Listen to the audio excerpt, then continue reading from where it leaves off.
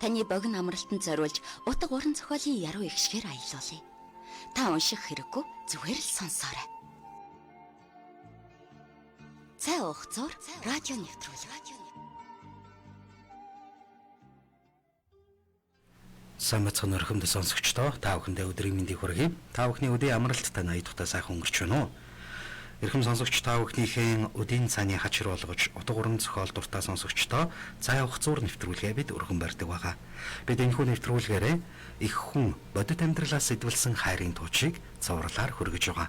Ингээд энэхүү туучийн 96, 97 дугаар хэсгийг та бүхэндээ эфирээс шууд хүргье. Хамтдаа байгаарай.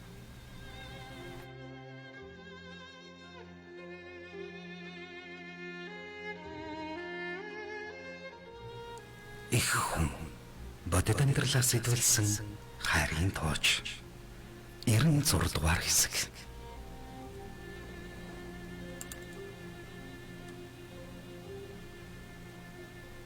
Тулал даанд ялалт байгуулж хаад бахим үзүүт буцаж явах гэж байтал газраас гинэт босож ирсэн манай тагнуул.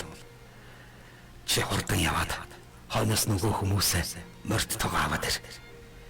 Би эндээ үлдээд нутгийн малчинтай хамт манай тулаанч Баатрирыг хүндэтгэлтэйгээр оршуулж бай гэд үлдлээ.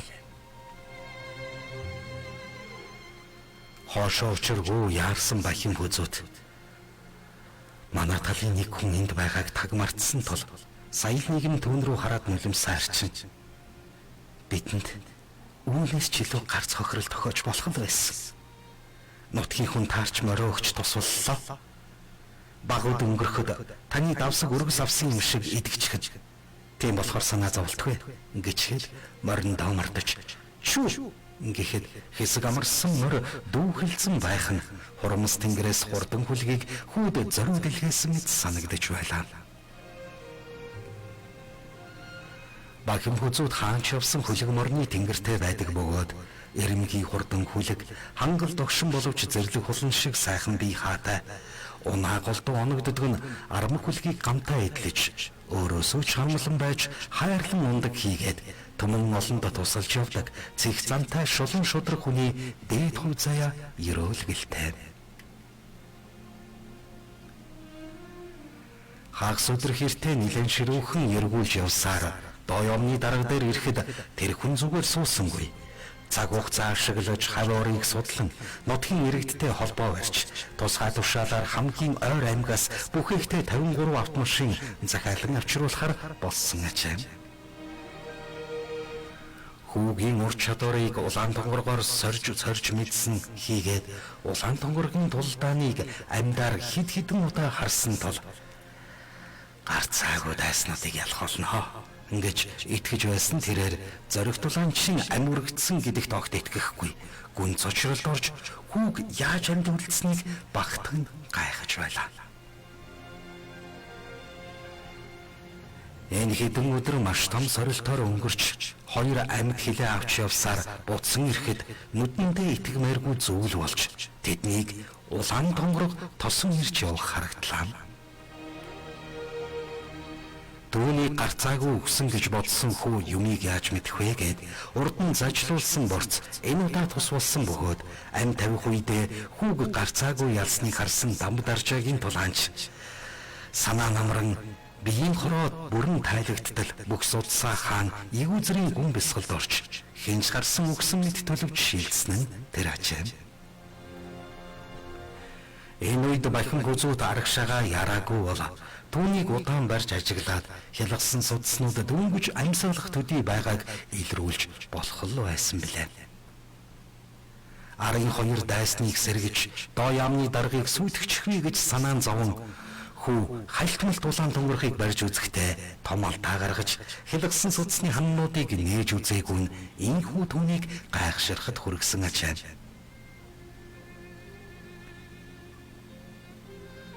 Улаан тонгорог хорн гүйцэд тайлагдсан тул ихэд баяртай байх бөгөөд дараах үйл явдлыг яриад бүүн инээдэн болцоолж байна. Ард хоцорсон малчин нэр манай талын тагнуул хоёр Түүнийг нэр төртөөгөр оршуулах гэж зөөвөрлөн нэгэн өндөр хадны хажууд аваачиж тавьчихаад ёслол үлдэн гашуудаж толгоо хавцаа нь гүнмэл үзүүлж салж чадахгүй бараг 20-30 хорон болжээ. Ялангуяа нутгийн малчин нэр уяхан амтан байсан бололтой. Хайрт их орныхон төлөө халуун амиа өгсөн зоригт тулаанч ирж чамайг үеийн үед хүндэтгэж үр хүүхдүүдтэйгээ хамт ирж дурсаж байх болно. Муса Японы самурануудыг Баатарын ёсоор устгаж чадлаа. Гэхдээ хажууд нь зогсох шовлын сүмийн тулаанч манай тагнуулж ир. Эднэр чинь Япон биш ээ. Урд газрын шовлын сүмийн тулаанчд тусгай даалгавар биелүүлэхээр яваа юунаас ч үл буцах алуурчд байхгүй юу? Тиймээс бидний Япон самурай гэж хэл. Түүний оронд муусан дайснуудыг гээд хэл хэмээн зааварлахад учрыг нь ойлгохоо байсан малчин нэр эхнээс нь нэг бүрчлэн залруулж үгээ хэлж дуусаагүй байтал улаан тонгоргийн хор бүрэн тайлагдаж гол судасны хавхлагууд нь нээгдэж гүн амьсгал авснаа гинт угсхийн босож ирээд юу болсон бэ? Манай тулаанч хүү хаана вэ? Гэж орилжээ. Үүнийг харсан малчин ихэд зочирдон цаашаа пархийн зугтаахад шавлины тулаанчаар саял учрыг ойлгож хорны хөнөөл дуустал гүн бясалгалд орсон юм байна шүү дээ гэж мэдэнгүүт учиргүй баярлаж зугтааж яваа малчин нэрийг дуудаж "Хөөй найзаа битгий хаа. Энэ хүн чинь амьд байна. Хүй. Гэхдээ наашаа буцаад ирээ." Ингээд саял тавьширсан ирж ихэндээ итгэж ядан очих уу яах вэ гэсэн байртай алхаж ирсэн ажээ. Үүнийг сонссон тэд цөмөрөө хөгжилтэй нарахгүй инээлдэж байхад дөнгөж ам голтоо яваа хоёр дайсны бие ам орхтуудыг болж орчныг хагас хугсан мэдэрч эхэлж байлаа. Нөгөө агууд тавьсан хоёрыг нийлүүлэн авчирч дөрвөн амьд хэлд олзоллоо гэж ярилцсан доошилж явдал гэнэт хүчтэй хуржигнэх чимээ гарч тоос гоцон боссоор бүх ихтэй 53 машин доохон ирж зогслоо. Тэдний морин дээр намнуулан тохиж доошулсоор машинд очиж хөл гарыг нь сайтар уян хамгийн ойр бах аймгийн төв рүү хөрвүүлж тусгай онгоцоор Улаанбаатар хот руу авч явна гэж ярилцаад бахим хүзүүтгүүд мордоо хүлээлгэж өгөхдөө доо ямны дарга ихэд дотноор хандан 70 мөрийг нь халаадаж "За хүү минь 18 нас хүрэхэд зэргийн албанаас бүрэн чөлөөлөгдөх байх. Энэ гайхамшигт дасгал сургуулиалтаа да нэг өдөрч тасалж болохгүй юм шүү. Хэрэгтэй цагт их орон та нарыг дуудах болно. Хизээд ирхэн байх тун" гэж тушааж хаад "Баатар минь аль бахна" гэж түүний баруун хацрыг нь татам үнслээ. Үүний дараа улаан тонгорог түүнд хандан их оронд хэрэгтэй үед тусалж чадах бухтын хөндийн тулаанч та нарыг Монгол улс ямагт харж байх болно. Үеийн үед Монголын зориг төвүүд их орноо 12, 3 настайгаас эр цэрэгт мордон хамгаалсаар ирсэн уламжлалтай. Энэ ёсоор чи өгсөн үүрэг даалгаврыг Баатар эрийн ёсоор нэр төртөө гүйцэтгэж чадлаа хүмүүн гэснэ алив ингээд хоёр хацрыг нь ээлжлэн үнсээд биеийг нь чанга тэврэхтэй яад ч юм хоёр нүднээс нь нулимс урсаад тогтохгүй байлаа. Тэдэнтэй хамт явж амьд хэлийг машинд хүргэлцэж байгаа нутгийн малчин санамсаргүй байж байгаад их орныхон төлөө том гавьяа байгуулсан тул улаан төмөрөг доо ямны дарга хоёр түүнд хандаж их орныхон төлөө хүлэгмөр эр хар сураа өгч гол дайснуудыг дарамт сөнөөхөд их үүрэг гавьяа байгууллаа. Энэ тухай ямар ч хүмүүст ам нээж болохгүй шүү. Учир нь энэ бол нууц даалгавар. Таны гавьяа маршал уламжлан хожим энэ тухай танд ямар нэгэн байдлаар мэдэгдэх болно. Их орныхон төлөө хүн бүр хүчин зүтгэх ёстойч энэ удаагийн таны хичээл зүтгэлийг Монгол улс зүгээр орхихгүй тодорхой хэмээн хэлээд ээлжлэн твэрцгээлээ.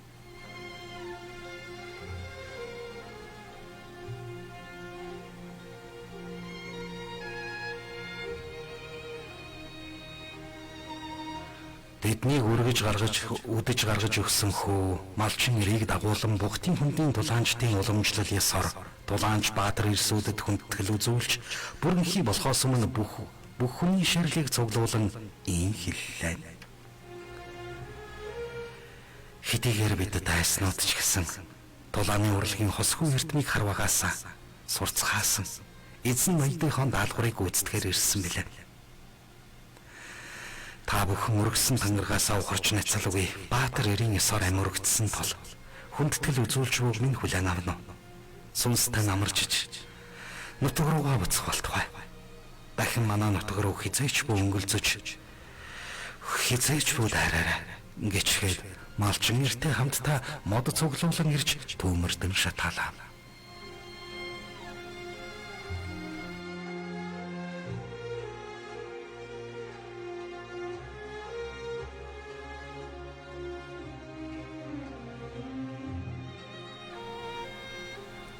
Ирэн 7 дугаар хэсэг. Хүүгийнхэн араас цайныхан дээжийг нар гарах бүрд орой бүрий болоход 7 бурханд одондоо сүргсөөр өвөл хавар өнгөрч дэлгэр цуны цаг ирэхэд нэл хохин нь борогшож овоо хөөрхөн болж тарвалцсан байх нь игдүүтэй ажээ.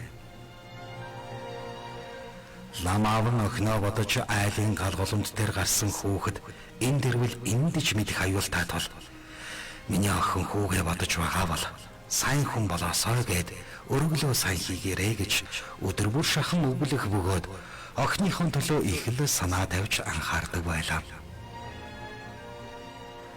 Түүнээс төрсөн ихч дүү хоёр нь халамжилж туслаад нэг л мэтгэд хугацаа гэдэг ийм хурдан өнгөрч зуны сартай золгожээ.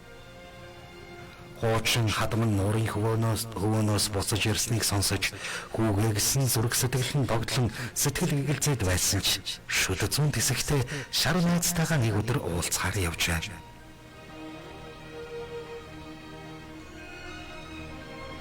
Баян доржийн шар охин эрхэм найз нь бүдүүн бор авгаан хойд хүүтээ суух гээд бэлтгэл хангаж байгаа сураг сонсогдсон бөгөөд найздаа очиж туслан хурим нарийн дээлийг нь ойж шидэхэд тус нэмэр болъё гэж бодсон ажээ.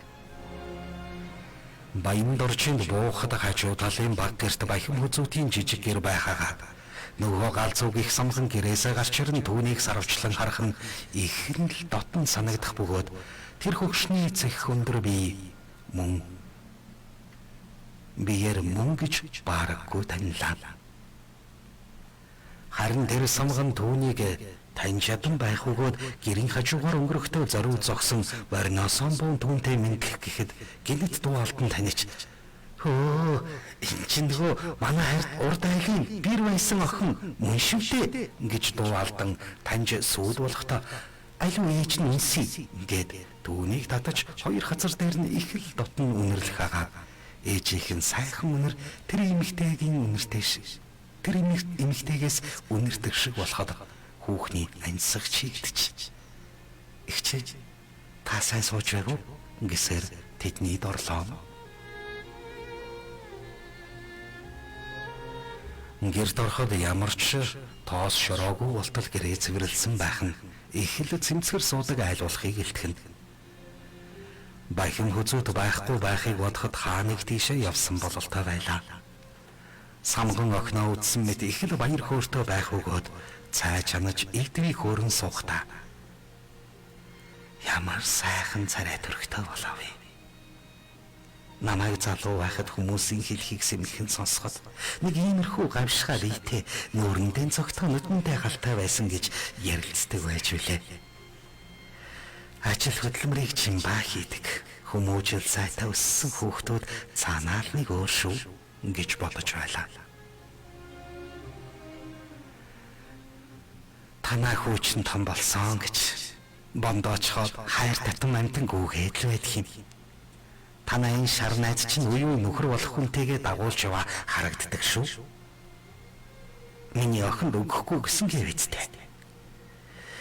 Тэр үеийг бодвол одоо найз ээж нь хажууд үргэлж шахуу байгаа болохоор нүдэн сэргээд нүүр нь гэрэлтэй шулганаад л гүйж байгаа юм.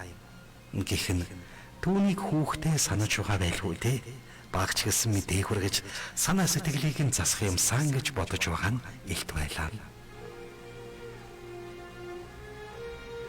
Ингэж ярихыг сонссон бэрийн чих шууган Самганы юу ярьж байгааг нь ойлгохдохгүй шахан болж нүднээс нь нулимс тасралтгүй урсгад самган сандарч харлаа. Тэмээ юм ярьж байгаад хүүхдийн сэтгэл санааг өмүүлээд хайчихлаа гэхэд хүүхэн гинцэхээ авч үгүй зүгээрээ хичээ. Би яг үнийг л мэдэх гэж найзтай туслах талин болгоод ирсэн. Нэг өдөр ч гэсэн хүүдээ ойрхон байж найзынхаа хөрмийн дэлхийг нь ойж шидэхтэн туслая гэж бодоод л хэмээн шуугтан урд хурмаагаа өргөн хөлс нулимс хоёроо арчхийг харсан самхан дотор нь сонирн болж. Гүйр. Энэ бэр их сонь. Надтай адилхан урд хурмаагаа татаж нүрээ арчдаг хүүхэн байна шүү дээ. Нэг удаа хоньны бэлчээр таарахад ингээд арчхаар нь саваагүй хүүхэд намайг дуурайж шоолж байна гэж бодож жаахан гоморхож билээ хэмээн гайхшран бодож амжлаа.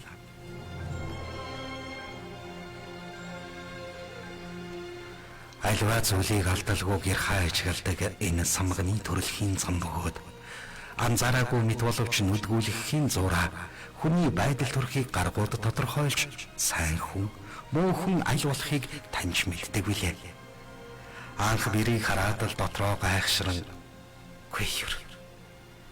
Энэ охинд нэг юм байна да. Манайханд яагаад ихтэй их хамаатай байдаг хүүхэд билээ. Нүдэнд нэг л ойр унаад байх чинь ингэж бодож яваад тэр нэг шүн сайхан эрүүлтөө зүүдэлж хэл шууд л тэднийх рүү явсаар эртэнд очиж байсан билээ. Үрээ санаж битгэрсэн ихийн сэтгэл гэдэг эмзэг байдаг ачаа. Алаг нүдэн хүүгийнхээ тухай сонсохдоо нулимсэн сул асгарч очиод авчдаг ч юм билүү гэж бодсон ч сэтгэлээ хатамжлан ятж аавна хэрэгтэй. Хичнээн муухач гэсэн. Нэг хэсэг миний хатам ээж аавал байсан хүмүүс. Тэдэнд би л хүндэтгэлтэй хандахгүй бол энэ нутгийн бүх хүмүүс шивэр авир хийж муу хэлж байна. Тэгээд ч хөрхис минь малхуугаа хураалгаад сэтгэл зовлонгийн далайд хөвж явхад тэднийг баясгах ганц хүү маань л байхад яаж авч явах вэ? Ийм учраас альваад наантай цаантай хандж цаг хугацааны аясаар цаг нь болоход хүүгээ авч болох л байлгүй гэж болоод уучран нулимсаа арцсаар хийж өгсөн цайг нь шорт хийлгэн сорж уучгаад цагч дүү найзынхаа гэрлэг орлоо. Цаг баг байна. Юу ч хийж амжаагүй байтал өдөр өнгөрчих гээд байх юм. Ард нэлхнөөтөн хүүхэд орхиод ирсэн учраас нэг л хоноод буцхаас аргагүй ингээд гарчаа.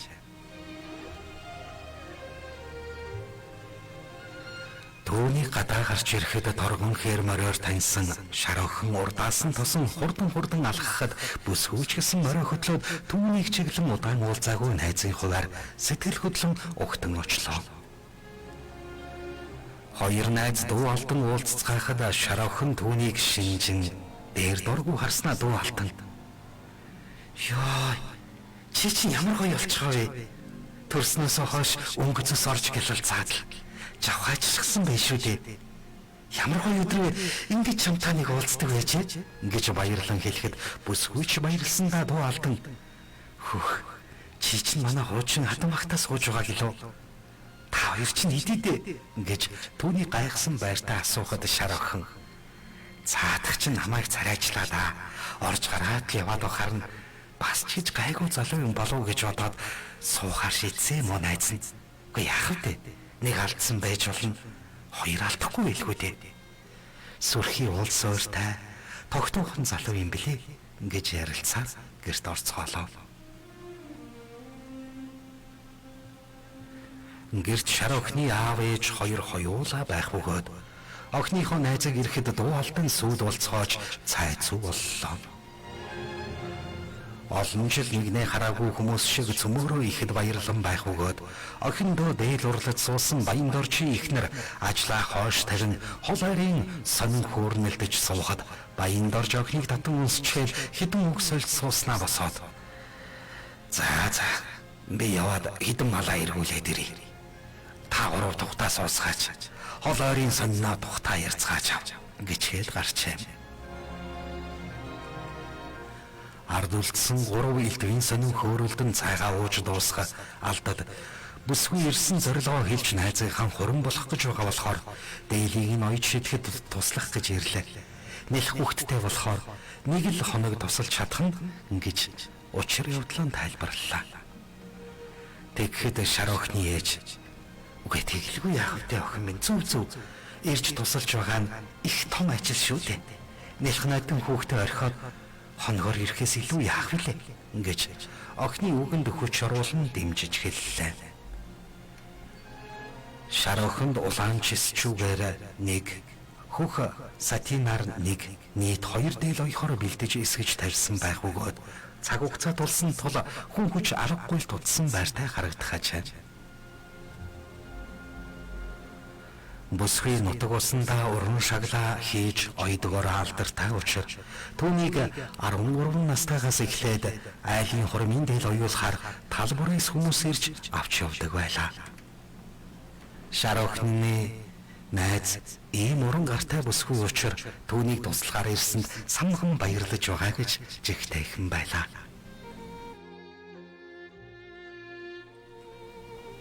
Хорим найр дээр бүсгүй хийсэн онцгой шаглаануудыг шагшин ярилцсан бас нэг сонирн байдаг бөгөөд бахин хүзүүтийн ээжийн эндсэн инжээрийн ур хийцгийг ч гэсэн шагширч сонирн болгон ярьцгаадаг нь бараг заншил болоод байлаа гэхэд нэг их илүү үг болчихгүй л баг.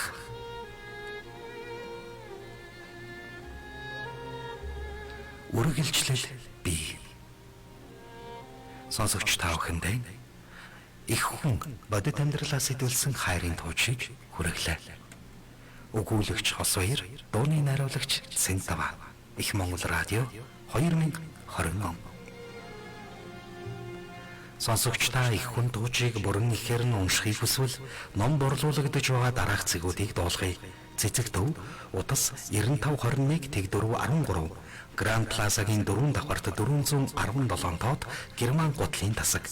Бүхийн өргөө гоё офис утас 8810 17 14 болон Азхур интерномын дэлгүүрүүдэд борлуулагдж байна. Та байга газраа хургуулж авахыг хүсвэл 8899 5856 99-8 Тэг5 69 дугаард холбогдож захиалга өгч номоо хургуулсан аваарай.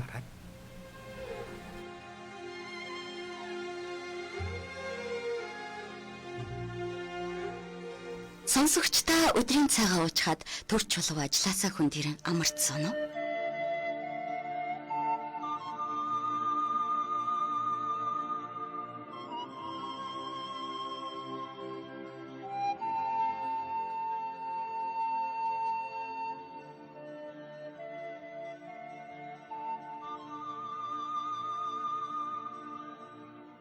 Таны богино амралтанд зориулж утга уран зохиолын яруу ихшгээр аялуулъя.